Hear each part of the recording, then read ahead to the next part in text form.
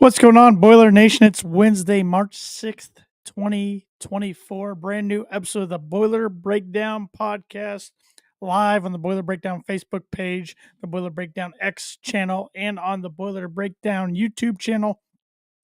Please hit that like, subscribe, follow, notification bell on YouTube if you haven't already.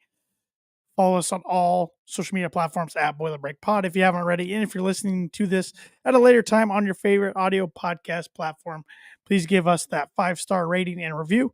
We really appreciate it. Starting off, we are an affiliate for the Big Banter Sports. We are their affiliate for Purdue football and men's basketball.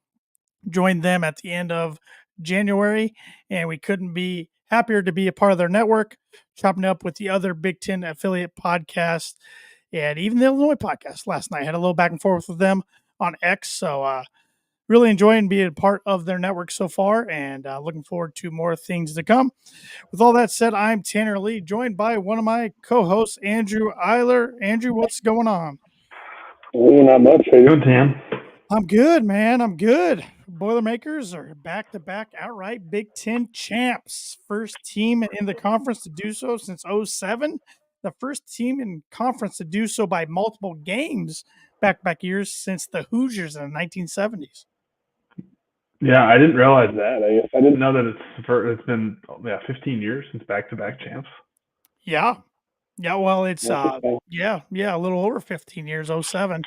Because and when Ohio State did it, one of those years they only did it by a game, so that's why you got to go clear back to the 70s for back-to-back outright champs by multiple game margins. So, man, it's been a heck of a last 5 days for Purdue basketball.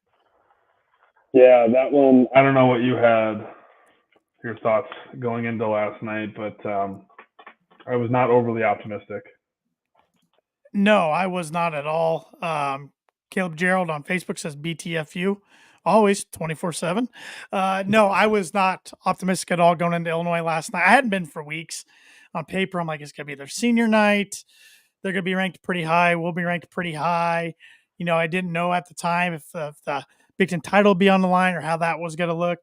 Fortunately, with taking care of Michigan State Saturday by a score 80-74, Purdue at least clinched a tie of their Big Ten record 26th conference championship. But I know that made my dad even more nervous going into last night's game because he's like, there's not much to play for, which I was the devil's advocate. And I said, well, actually, I still think there's a lot to play for because, say, Purdue would have dropped last night, then dropped the game against Wisconsin. Illinois wins last night and then beats Iowa this weekend. Then you're tied, and Illinois gets the tiebreaker in the Big Ten tournament. They would have been the 1 seed. Purdue would have been the 2 seed. Then, say, Purdue loses on Friday the Big Ten tournament, they probably are then all of a sudden a 2 seed in the NCAA tournament instead of a 1. Yeah, I mean, for sure. If Purdue lost 3 straight to end the season, I don't think there's any way they stay a 1. Maybe. I don't know. I know their margin right now. I think now they're pretty safe. I mean, unless they just get like embarrassed in the first day of the round of the Big Ten tournament. But yeah. Ray here on Facebook agrees. Says same here. Prepare myself for a loss and then sole champion with win over Wisconsin. Yeah, absolutely. But Boilers had other plans with a 77-71 victory last night in Champaign. And I was thinking today, Andrew, that's got to be, at least since I've been a Purdue fan, that's one of the better road wins I've ever seen Purdue have. I was thinking about, I mean, that's Purdue's best win of the year, you think, right? Yeah. I mean, the neutral court game against Arizona was pretty good. And Tennessee, looking back on it. But again, neutral versus at, like you just said, at Illinois. At Illinois, senior night, yeah. That was my thought. I mean, because it was going into, I mean, was that the first game Purdue wasn't favored since? Were they favored at Wisconsin when Wisconsin was number 6? I think Purdue was favored at Wisconsin. But so I don't know. That's a good question. That might have probably their first game since like November that they weren't favored in. I would assume so. Yeah. Caleb Gerald here on Facebook. I know guards are playing much better, but beyond the killer attitude is with this team, unlike last year, showed against Illinois at the end of the game. Yeah, that was my big takeaway last night. Not only I mean, of course, Zach Edey always wants the ball. He's the best player in the country. But all 4 other guys on the court, Mason Gillis, Lance Jones, Fletcher Lawyer, Braden Smith, the ball, and none of them are scared this year to take that big shot. Lance to a fault sometimes, it seems like. Yeah. You live and die by the sword a little bit by Lance. Luckily, we've lived by it a lot more. But, yeah, I yelled pretty loud of that. What the heck was he doing? I don't know what he was doing. Just dribble it out a little longer and don't try an acrobatic I get layup. it. Like, if it was a Wide open. Maybe he thought it was going to be wide open, like they were going to like hammer him and foul him. I don't know, but yeah, it was. when he took it around the corner, I'm like, oh, he might have like a wide open layup, and then I was like, nope, he's going to get hammered or contested. yeah, jeez. Yeah, Purdue's very lucky. It worked out. Very lucky they have the 7'4" big man there to tap it back out. I guess a lot of teams don't have that luxury. But yeah, what a grinder of a win last night. And I know we were talking in our group message. I felt pretty good that Purdue was only down a handful of points, 6 to be exact, at halftime last night, because I did not think Purdue played good at all in the first half. I didn't either. It felt like, and then I think they showed it maybe at like the under 8 or something like that, or maybe it was like around under 12. Edey had scored 14 points. He was like 7 of 11, and the rest of the team was like 2 for 14 or something. Yeah, it was kind of Edey and nobody else. Then they picked it up a little bit toward they finished the second half or first half a little bit better. The rest of the team did, but Edey, I didn't realize Edey didn't shoot free throws until like the 12-minute mark of the second half or something. I didn't even realize till after the game that Illinois shot 7 more free throws than Purdue. Yeah, Edey only shot 4 free throws, I think, which is nuts. Yeah, that's absurd. But I was a little nervous when Zach picked up his third last night. Yeah, that happened like fairly early. Like there were maybe like 12 minutes left in the game or something. That was the narrative of the first matchup against Illinois. Was Zach got in foul trouble with 4 fouls to where he only had 10 points against them. But that was the Trey Kaufman-Renn game. Trey dropped 23 on him. He didn't have one of his better efforts last night. But yeah, I mean, how about the play of Fletcher Lawyer the last couple games all of a sudden? Always, I mean, I don't know. I know people were down on him earlier, and then went through the slump, but I don't know. I didn't feel like he was that bad the last couple of weeks as much as, I know he wasn't making open shots, but it was just, I don't know. It wasn't as bad as I don't think people were making it seem clearly. And then, now the last 2 games, he's been on a roll. Let's see, 2 for 3 last night, and what was he against Michigan State? Like 3 for 5 Michigan or State something. He was 5 for 9 for the field, 4 for 6 from behind the arc for 15 points. And also against Michigan State, let's see here. We had Edey had 32 points and 11 rebounds. Braden Smith, my computer keeps screwing up on this box score. Braden Smith had 23 points, 9 rebounds. Against Michigan State, Lawyer 15 points, like we said. Those were the only 3 in double digits. Yeah, that was strange. The Michigan State game, it was just Smith, Edey, and Lawyer. That was it. And then Gillis got going a little bit toward the end, didn't he? Yeah. Gillis got going. He ended up with let's see here. He ended up with 7 points. He had a couple threes. But and I think in the first half, it was Michigan State was like Kaufman scored the first bucket of the game. I think he was the only. Like maybe Gillis had like a free throw or something in the first half, and everything else was just Smith, Lawyer, and Edey. Yep. And Jones got a free throw at the very end. Yeah, it hasn't been Lance's best outings the last 2, but I would rather him turn it on here in 2 weeks than do it right now. So he did hit a big one last night. He had 7 points last night, only 2 for 9 shooting, 2 for 6 from behind the arc. But that last one was big to get Purdue up 6 at the time. Yeah, there were. I didn't realize. So Purdue went 8 of 10 in the second half from 3. Is that right? Yeah. Which is crazy. And they didn't miss. So they didn't miss the last like 4 minutes because Gillis hit a big one, Jones hit a big one, Fletcher hit 2, didn't he? He had one to start the second half, then one towards the end, and then Smith hit the dagger. Yeah. Absolute dagger. I can't believe the improvement Braden Smith from last year to this year in about every category that you can think of. Yeah, no, it's pretty funny. Just thinking back to, him as a recruit to where he was kind of a late offer, wasn't he? Like he was one like if Purdue was going to offer or not. Like it was kind of up in the air. Like Purdue saw him a whole bunch, but didn't really offer for a while. Is that right? Yeah, it was his junior year, and when Purdue offered, they were by far his biggest offers. Like Purdue and a bunch of mid majors, and I know when Purdue offered, Mark Few and Gonzaga they were kind of sniffing around. I don't think they ever offered, but then Purdue offered, and he committed pretty quickly after that, and then he went on to have a heck of a senior season at Westfield and become Mr. Basketball, and yeah, the rest is history. So, yeah, looking at the bench last night, Gillis 10 points off the bench, and that was the only bench scoring that Purdue got. Camden Heide 0, Caleb First 0, Ethan Morton 0. Is that a concern all for you the last couple? Because I mean, Michigan State is the same thing. I mean, outside of Gillis hitting a couple threes toward the end, it was really nothing off the bench. Well, I think my concern is the other guys they're not shooting. Camden didn't attempt a shot, first attempted one, and Morton none. But I mean, that's constant with Ethan Morton. But I will say Camden Heidi's starting to turn into a pretty good defensive weapon for Purdue out there too. So yeah, and it's not like, I don't know, it's just more of, I guess, First and Kaufman Renner are ones that I'm more of because, okay, somebody needs to step up. Obviously Edie plays a lot, but like if he gets into foul trouble and he can only play 30 minutes or 28 minutes instead of 36, what does Purdue do on offense for that 10 minutes when he's got to sit? Yeah, exactly. Fortunately, they haven't had that very often this year because he's done a really good job of not fouling outside of a handful of games. Even with the amount of minutes he's playing and everything. But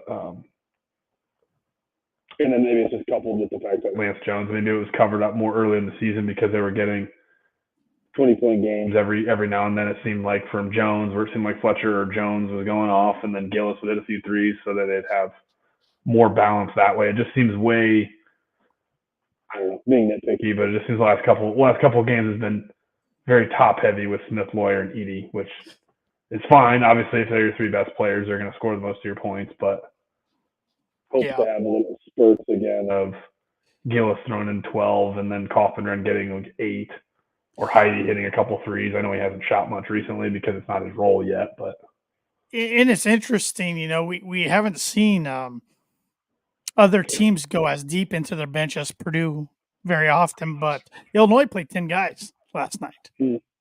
I saw someone on the board. They wondered if someone like Danger got hurt? He only played 7 minutes.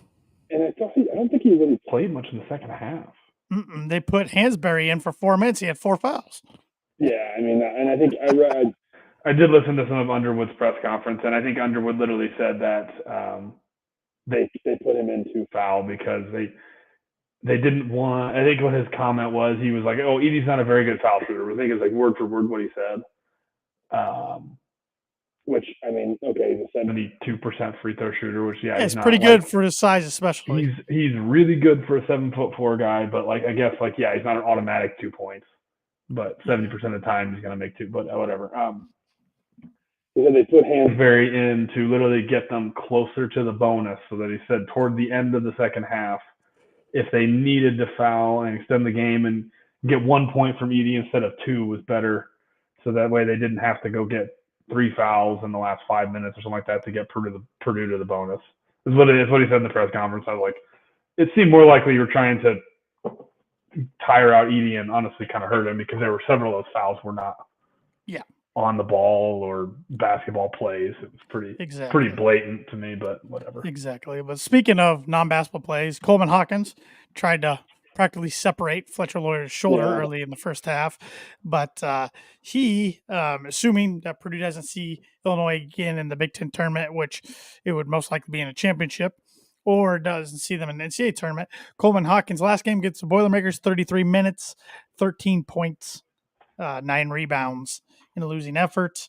Also had Terrence Shannon Jr., 11 points, but 3 for 13 from the field was pretty much a non-factor, especially out in transition. Yeah. Yep. But Marcus Damask, he's a stud. That dude just plays ball. I don't know how he does it. I don't know how he backs down people with his body size, but he finds a way. He was 8 for 16 from the field with 20 points. So I still don't know how Southern Illinois wasn't better last year with Marcus Damask and Lance Jones. What was yeah, seriously. But no, overall, very good win. Like I said, Purdue was down 40-34 at half, but outscored Illinois 43-31 in the second half for the overall victory of a total score of 77-71. So Only Only eight turnovers for Purdue, which I know that's hammered on by the guys at Golden Black. I think even Painter talked about it in like the video, the 1 minute of him. He's like, hey, only eight turnovers, like hit our number. So I think it's basically like, hey, if we don't go have 12 or 13 turnovers and give them 15 points on fast break, it makes it a lot harder to score against Purdue. Makes your defense look a lot better. And I'm trying to think, like even of the 8 turnovers, I can't. I mean, obviously, just said like Shannon was kind of a non-factor, didn't go out and run out. Like I don't think they had like any like open court turnovers that led to easy buckets, and maybe one. I can't think of that many. not honestly. too many though.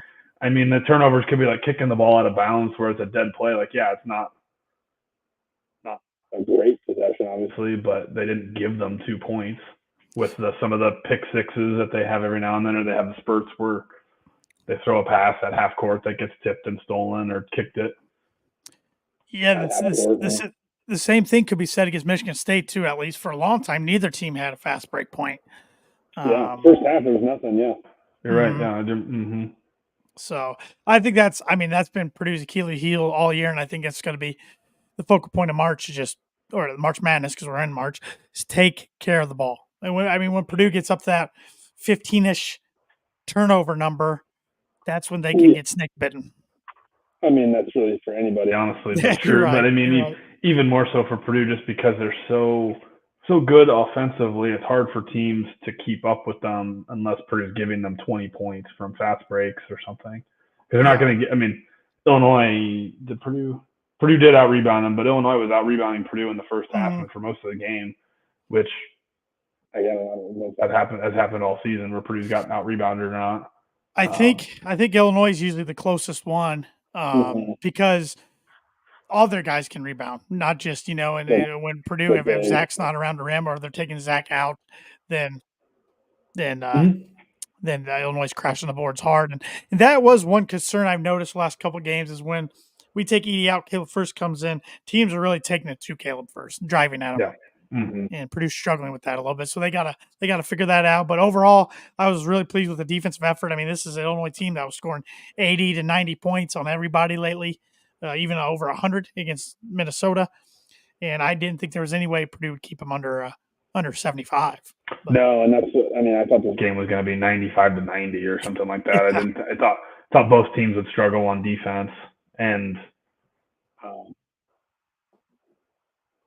I mean both were way under their average. I think they both averaged about 85 points a game. I think Illinois was like 87, Purdue's 85 or something, 84 or something like that. So they both were under their season average by a good amount. I mean, they both shot around the same field goal percentage. Illinois is 45.5, Purdue's 48.3. But the difference was 3-point shooting. Purdue's 9 for 16, Illinois is 4 for 16. And like we mentioned, both teams missed 4 free throws. Purdue was 10 for 14, Illinois was 17 for 21. There were Purdue had 3 fast break points, Illinois had 2. Yep. Yep, and then going back to the Michigan State game, since we were talking about that on the fast breaks. Let's see here. Fast break points. Michigan State had 3, Purdue had 5. So just not a lot of fast break points going on in the last 2 Purdue games, which is kind of if you don't watch Purdue, it's probably what you think. They're like, oh, they're slow. They've got Edey down there. They're going to run. They're going to walk the ball up the court and give it to him on the block, which really isn't how they play. I know. I mean, I know. But still, if you look at the games, you're like, oh, look at that. No fast break. They've had 8 fast break points the last 2 games. Like, yeah, of course. Purdue and Zach Edey. Yeah, but Purdue definitely found a way to shut Jordan Cornette up from his halftime comments, which I try not to make a big deal about the talking heads, but wow, I've never – I mean, he was just getting ripped, not only by me and us at the Boiler Breakdown, but other people on X too, because he just flat out said he thought that Illinois was the best team in the Big Ten. Thought they'd win the game. this and this. I mean, he did something nice about Purdue at halftime. Josh Pastor had to pipe in and say some comments. So he definitely ate his words after the game. But sometimes I just don't know how much tape these guys actually watch. I think they just look at stats. That's how most of it is. I mean, you see that all over Twitter too. But I mean, obviously, Twitter's not a super great source or anything like that. No. But yeah, no, it's pretty embarrassing some of the takes by the basketball experts have sometimes, where it's like you said, very clearly they've not watched a single minute or more than that half or something. Right. And you know, and I understand going into the tournament that there's still a lot of caution around Purdue because given the history of Purdue, and I get it, I understand it. Purdue has to sit in it, and they're going to hear about it until they take care of business. But I don't know about you, but I am a lot more confident right now than I was last year at this point. Purdue that was still having a hell of a season last year at this point. Yeah, I mean, last year I think one of the few podcasts I've been able to be on in 24, I think we talked about how last year you kind of could sense like yes they were winning, they were just kind of, but they never really were comfortable, and really until Minnesota a couple of weeks ago, I think it didn't seem like Purdue had ever really been down this year. right. Like they've been ahead pretty much all season. It seemed like until Minnesota. I mean, other than the games that they lost, clearly were Nebraska, where they got kind of boat raced by hot shooting. But yeah, every other game, and then I don't know, Ohio State. I think I was. They were down at Ohio State too, but I mean, fought back to get in it. But really, other than that, it's been like they usually start out ahead. They get up fairly comfortably, and then they kind of keep them at distance, but are usually ahead.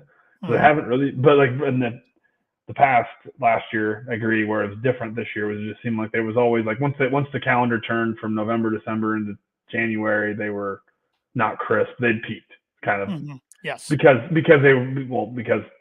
it wasn't expected that they were going to get the number one in the country last year. It was supposed to be this year, not last year. Right. But yeah, I think it's that. I think it's the maturity of the sophomore guards, Lawyer and Smith. I mean, just getting that experience last year, they haven't hit that wall that they did last year around this time.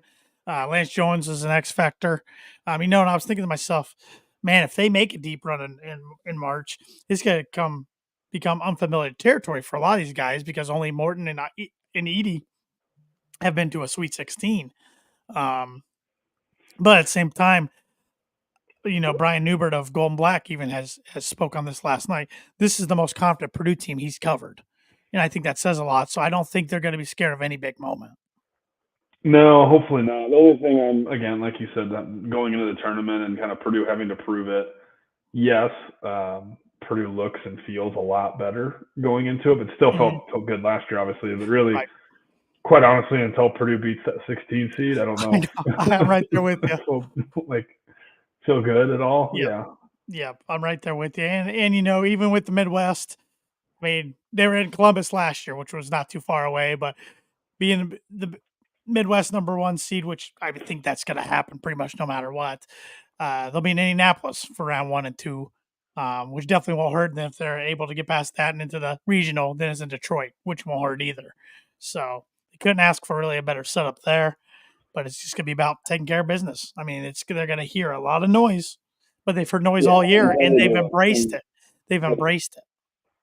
Yeah, and that's what I don't know. Obviously, really like Matt Painter. He's always been really good about it. I mean, even last night I did listen to some of his post game, and he talked about. He's like, I honestly don't even want to talk about like that game, because he's like, don't want to take anything away from them. Like they clearly beat us. Like that was like a great for them, and I don't know. I think he just does really well with it. I mean, it'd be incredibly hard and to constantly hear that for forever, I guess.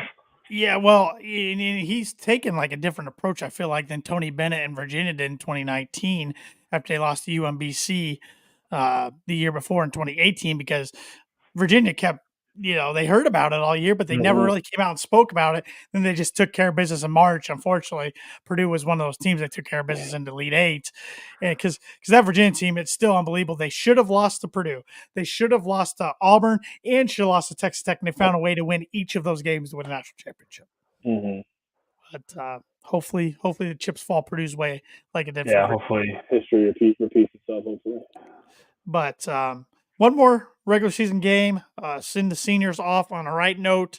Mack Arena this Sunday, 12:30 Eastern Time on CBS. So another national game. Senior day for Zach Eady, Ethan Morton, Mason Gillis, Lance Jones, Chase Martin, and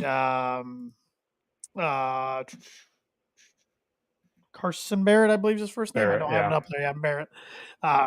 But they became they tied a program record for Big Ten wins last night, so they can become the all-time Big Ten winningest class Senior in class. program history. Yeah, and I had a struggle getting that one up there, but I'm feeling good about this game. You was able to get a win in the Kohl Center the first time these two teams matched up, which was back last month on February 4th, 75-69, which that game got a lot closer at the end than it should have. A lot of weird things going on. Looking at the history of this series since January of 99, this series is dead even at 21 games apiece. But at Mackey Arena produced 14-4 against the Badgers since 1999. So pretty good track record. But if history says anything, it's going to be pretty close. The last game in West Lafayette actually got to go back to the 21-22 season because Purdue only played Wisconsin once last year and was in Madison. So the 21-22 season, Purdue lost at home to Wisconsin 74-69. They did beat them the year before, 2020, 2021, 73-69. And then boat raced them in 1920, 70-51. Even though that Purdue team wasn't very good. So, yeah, feeling good about this. I know Wisconsin's got one game left before they head down to West Lafayette to take on the Boilers. But There's been a bit of a free fall since yes, that they Purdue have. game. I mean, they'd lost. I didn't realize they lost to Nebraska right before that Purdue game. So when Purdue went up there, they're number 6 in the country, and since that loss, they are 2-5. They host Rutgers tomorrow night. Yep. Got to think they'll probably get that one.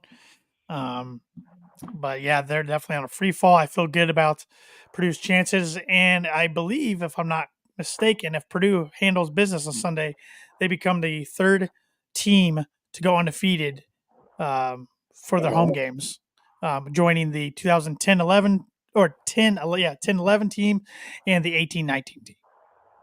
Mm-hmm. So yeah, Which I mean, pretty good. clearly. I mean, that's always the goal. I mean, go undefeated at home. I mean, I didn't realize it's only been done 3 times. I didn't realize that. Yeah. Like even the we got to Maybe think. it's just Recent history, because it seems like Purdue hasn't lost at Mackey in like 8 years. Yeah, last year they lost twice. The Rutgers and Indiana. And Indiana, yeah, that's true. Year before was Wisconsin, like I mentioned.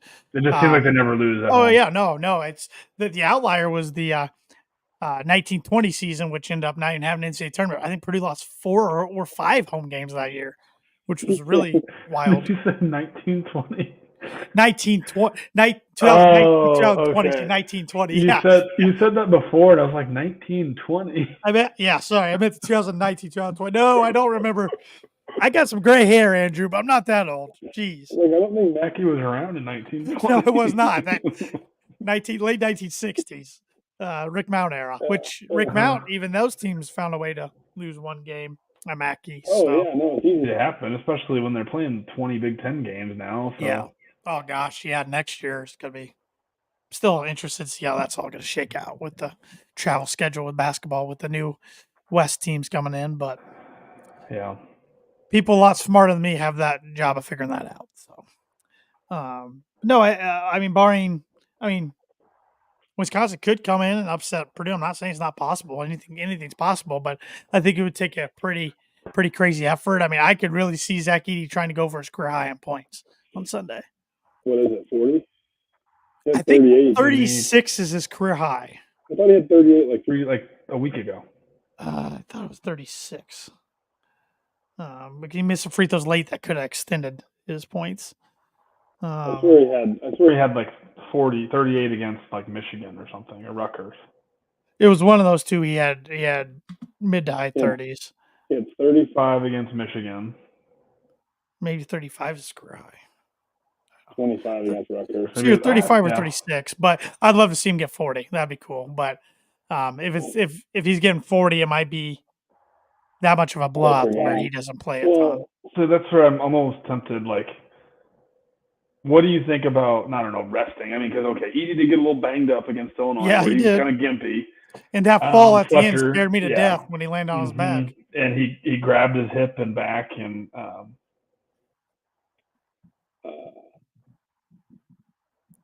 then Fletcher was a little. Yeah, and I mean, I wouldn't be opposed to, like, who did they blow out? Like Michigan the first time at Mackey when Purdue got up like 20 at halftime, and First and Colvin and Heidi and Berg, and Gillis and Berg, play like the last 10 minutes of the game.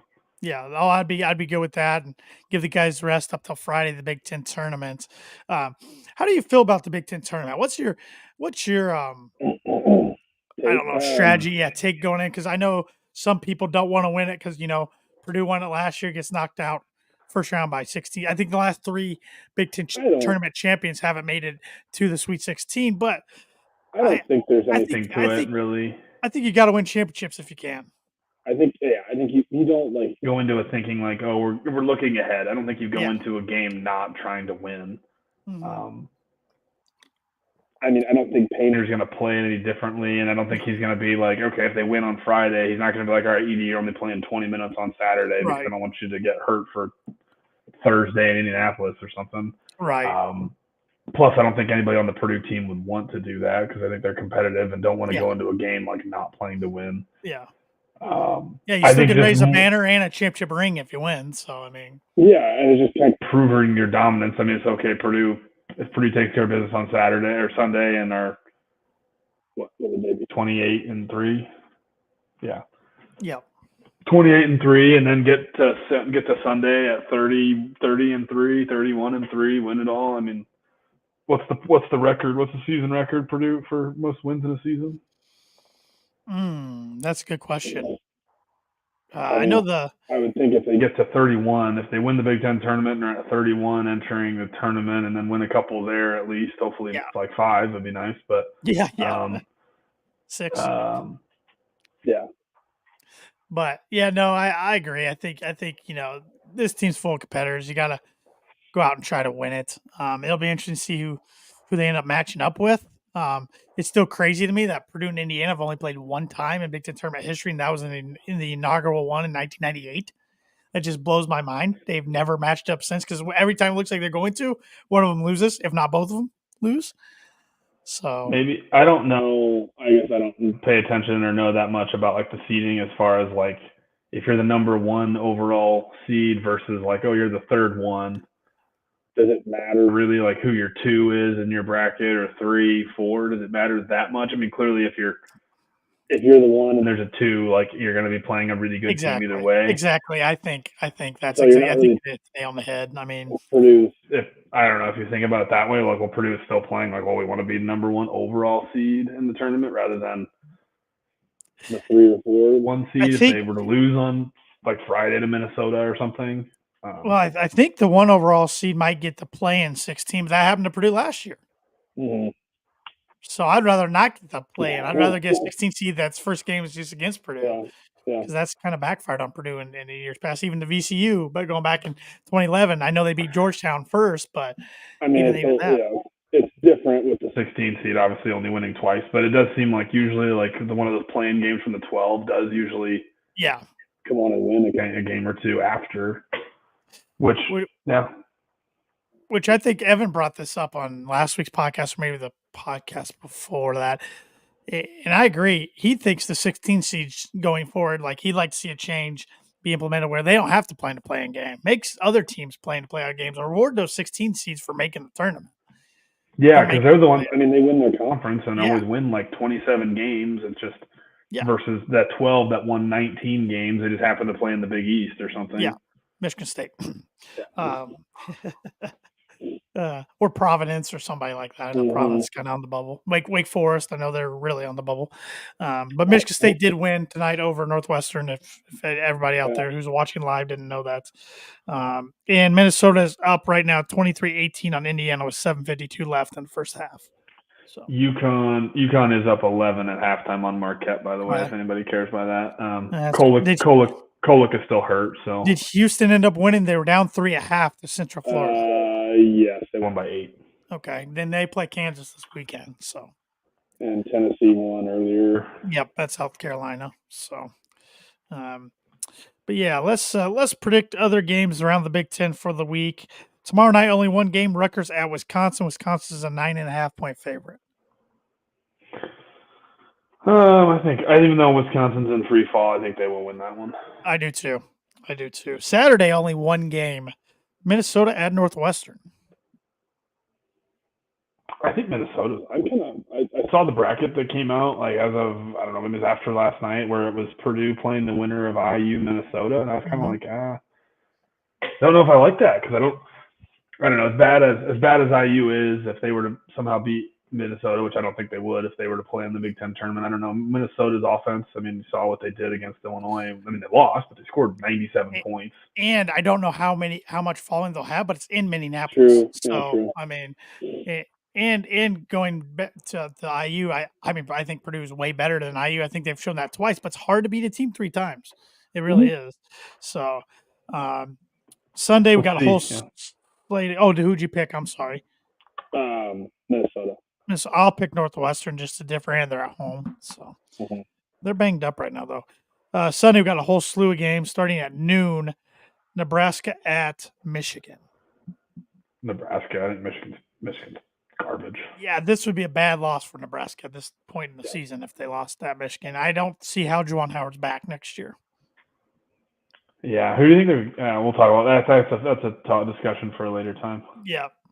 12:30. Well, we'll go ahead. I usually save this for last. We'll go ahead and predict it. Yeah. Wisconsin at Purdue. Score prediction and MVP for the game. Purdue is going to win by 18. I'm going to say it's going to be. I'm going to say 87-69 Purdue. I like it. I want to say Edey is MVP. I kind of want to say Gillis, honestly, but just because it's senior day, and I know technically he could come back, and that would be I don't know if he wants to come back. I know there's no room. Figure out a way if he really wanted to come back. The dude's a boiler, but yeah, I don't think there's any way. I don't know. Either. I'd be. Yeah, I think Edey, like you said, Edey. I don't know. They get him that much. Yeah, I think Edey's gonna score 35. Yeah. Yeah, I'm taking Purdue. Let's see here. I'll take 82-62. I don't know. Pretty convincing win. I want to say Edey every game, but it's like a cheat code. I mean, so I try to think outside the box. About to be 2-time consensus owner or National Player of the Year. Yeah. Yep, first one since Ralph Sampson, which I've beat that drum to death on this podcast. But I'll go with another senior and Lance Jones. I think he has a nice get right game. I mean, it'd be awesome if he could score like 18, 20 going into the postseason. Didn't he score 20 against Wisconsin the first matchup, or right around 20? I know he had a pretty good game. It seems like it's been a while since he's had like a good game. I guess. Maybe it's just because of bad memories recent memories of Michigan State where he clearly didn't shoot well, and then same thing last night, didn't shoot all that well, but did hit a big one. But I would love to see Braden Smith finally get that triple double that he's been so close to getting numerous times this year. Yeah. Let's see other games. Interesting one: Ohio State at Rutgers at 2:00. I mean, Ohio State's kind of played under the bubble, aren't they? I know they're not like there, but even after firing Holtman, they've kind of picked it up. Ohio State at Rutgers. I think Diebler. I mean, is Diebler going to try to take? There's no way he's. I don't think he gets that job, but I think he's putting himself in position if a mid-major's looking for somebody. Yeah. I mean, I didn't know that John Diebler had a brother. Honestly, I didn't either. I forgot he played at Valparaiso. So. I'm going to pick Ohio State. I think they've got way more to play, way more to play for, obviously, and they got some momentum going. If I were other teams, I wouldn't want to see them in the Big Ten tournament. And that's the thing that was puzzling with them. We knew they had the talent all along. It's just like, why is this not gelling? And then they fire Chris, and all of a sudden they kind of take off. So they went on a just dreadful stretch. I don't know the dates. I'm looking at their schedule. They lost 3 in a row, beat Penn State, then lost 5 in a row. So in that time they were 1-8 between, I don't know when that was, probably January. Yeah, that kind of sealed his fate right there. Yeah. So. But then since I don't know when they fired him, which it was right before Purdue was the first game, right? Yep. Yeah. So Diebler's on 4-1. Yeah. With at Rutgers. Yeah, it's pretty good improvement. Yeah. CBS game here, 4:30, Michigan State at Indiana, who it was announced that Mike Woodson will be returning for the 2024-25 season. Michigan State, but I don't know. It'll be interesting to see because what the team's buy-in is if they, I don't know. Yeah. Clearly it's not really been a good year. It's not really worked out what everybody had hoped down there. And now with Woodson coming back, which was kind of expected. I mean, it's his first year not making the tournament likely in 3 years. So it's not really, like you had said, it's not a good habit to get into of firing coaches in their third year because they didn't make the tournament that 1 year. But I'm taking Michigan State in a close one, though. It wouldn't shock me if Indiana won that game, to be honest. A really good one here, I think. So it's got to be a good one, I think. Illinois at Iowa at 7:00. Yeah. These two teams do not like each other. I want to pick Iowa. Yeah, we know it's going to be high scoring. I want to pick Iowa. I'm going to pick Iowa. I'll pick Iowa, too. Just because I'd love to see Illinois lose and have Purdue win by, what would that be, if 4 games? Win the Big Ten by 4 if they win and Illinois loses? Yeah, I believe so. And they wanted to turn conference by 3 last year, so which is what it was kind of predicted. I remember at the start, at the start of, I don't know, when it hit December, when Ken Palm was like, "Man, the Big Ten is garbage outside of Purdue," and Ken Palm was predicting Purdue to win by like 5 at the time. Everyone's like, no way. And then, of course, Purdue starts off with 2 losses early, and it's like, oh, great, now Wisconsin's going to run away with it. Look where we are. Yeah. How much has it changed in 3 months? Yeah. It's college basketball. I'll go with you with Iowa there. And then the last Big Ten regular season game of the year, Maryland at Penn State. Who cares? Yeah, exactly. Who cares? I'll take Penn State at home. Penn State. Seriously, screw Maryland. Yeah. They their fans can be kind of nasty sometimes. But it's been an interesting year around the Big Ten. I think the Big Ten gets I think they get 6 teams in, maybe 7. I think 6. So Purdue, Illinois, Michigan State, Purdue, Illinois, Northwestern, Michigan State,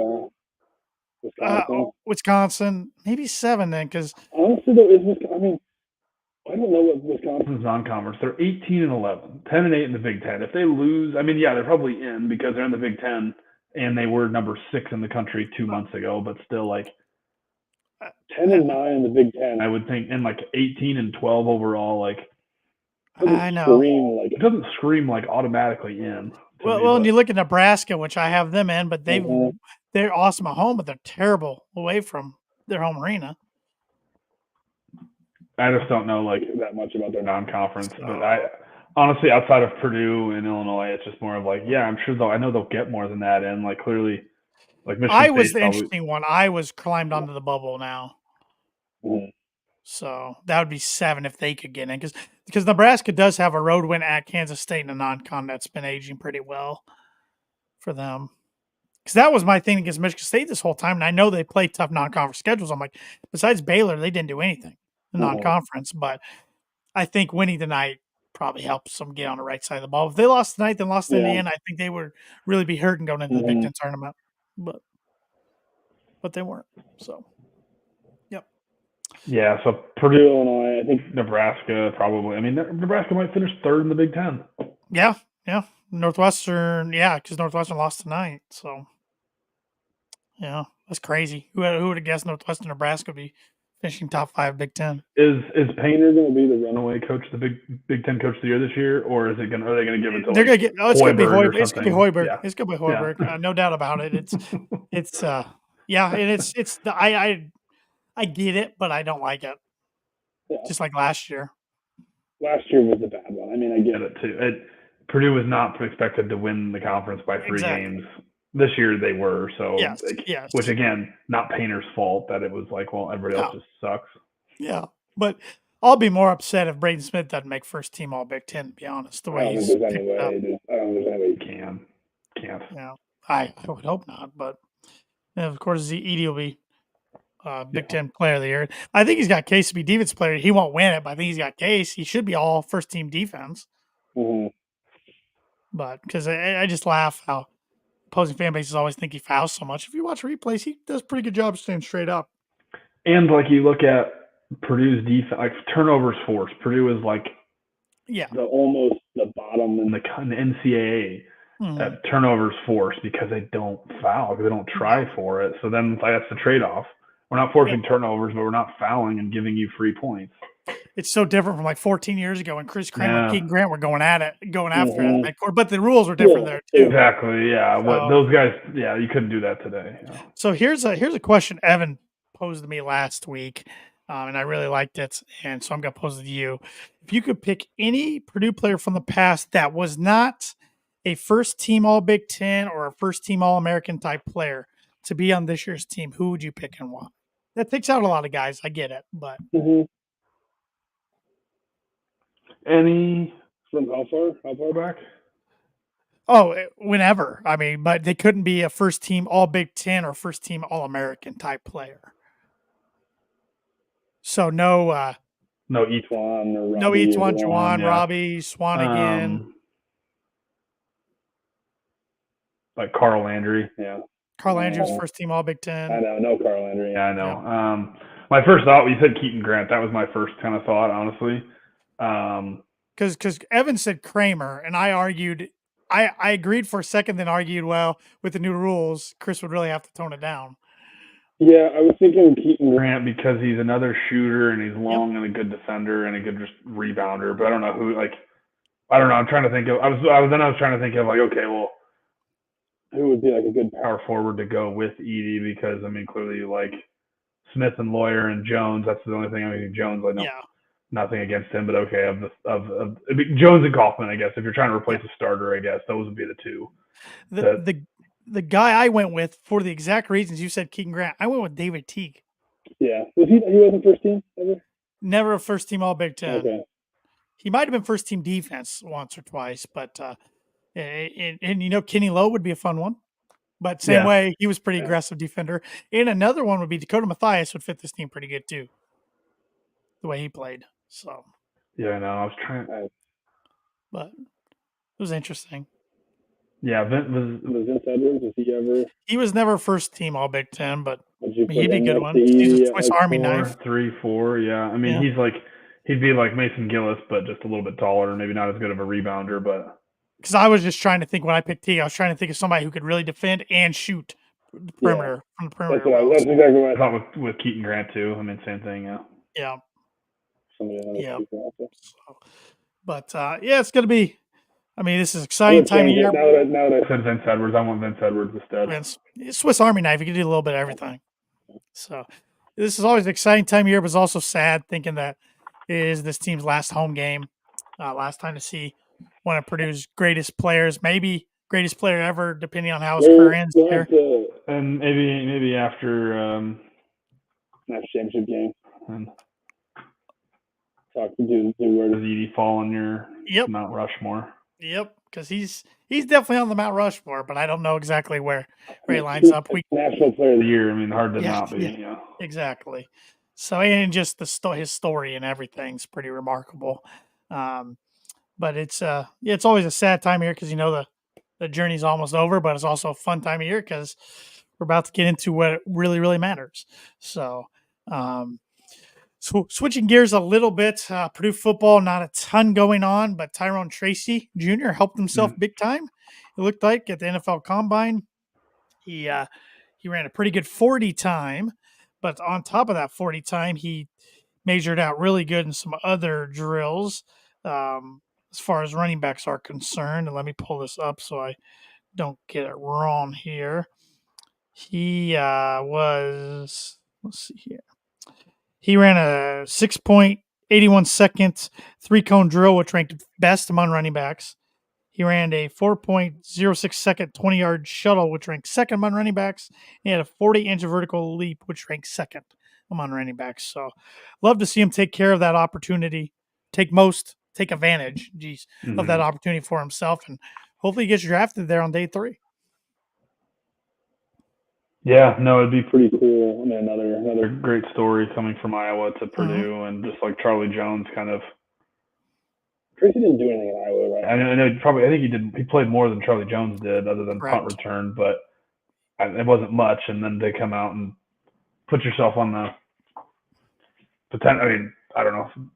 I think he's pretty safe. He's going to get drafted toward the end. I mean, I don't think he's. Well, and it was so smart of him to go to the new coaching staff and say, "Hey, I want to be utilized as running back instead of wide receiver." So, yeah, smart. Yeah, and it worked out really well for Purdue. So. I believe if he gets drafted, would be Purdue's first running back drafted. I believe since Mike Allstott. Because Mostert wasn't a running back. Wasn't drafted. He wasn't drafted. Nope. I mean, Corey Sheets wasn't drafted because he was a wide receiver. Corey Sheets wasn't drafted. Yeah. Yeah, they haven't had a whole. No, they haven't. So it's definitely not a. When you think Purdue football, you don't think great running backs right away. So and even the guys that were really good, like you said, like Corey Sheets. Great college running backs, and even had a cup of coffee in the pros, but they had to do it from the undrafted route. So Purdue did have their pro day, I believe, today, but I don't know.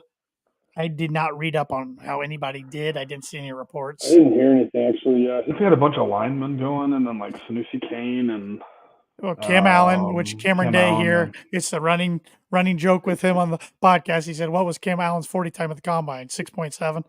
Well, it'd be a Purdue's pro day because he didn't get invited to the combine. So, but it'll be interesting. But besides that, not a lot going on the Purdue football front. It's spring ball. Spring practice gets start here soon though, because the spring game is the middle of April. So, I think it's like 2 weeks. I want to say like March 19th they start practice. I want to say. I know they're in the workouts and the weights and all that right now. So so we'll have more to talk about that.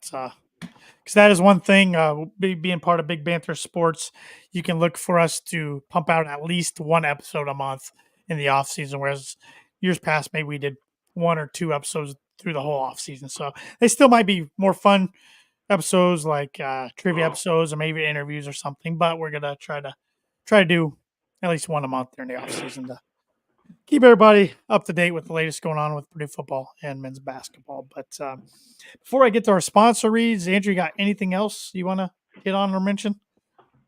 Nope. I'm good. Yep, I am good too. I'm feeling good in my Purdue retro Purdue Pete. It's actually a football hat. I can't get too close to my camera there for people to see. And I got this, of course, from one of our sponsors, The Shop. The Shop's been with us for a couple years now, and they're located they got 3 retail locations: Carmel, Broad Ripple, and downtown Indianapolis is their newest location. They opened in 2011. They've brought everybody vintage-inspired sports, collegiate, and pop culture apparel made from the highest quality materials. They're based in Indianapolis, Indiana. Their dedicated team is here to serve us at the retail locations and at their headquarters. They take a holistic approach to the design and manufacturing process to make sure that each item is not just a product, but a reflection of the person who owns it. So take advantage and get, whether you're a Purdue fan and need something new for March Madness, or you're a fan of a different college, maybe you're an NES State fan, hoping they can make a good run in the Missouri Valley and get themselves in the tournaments. Maybe Butler makes a run in the Big East tournament. Ball State makes a run in the MAC. Hey, you gotta win your first. So they got all different of those collegiate teams. They got Pacers gear, they got Colts inspired gear, they got Indiana pop culture gear. What I'm saying is use our promo code breakdown for 25% off your first order. That's online at theshopindy.com. You will not be disappointed.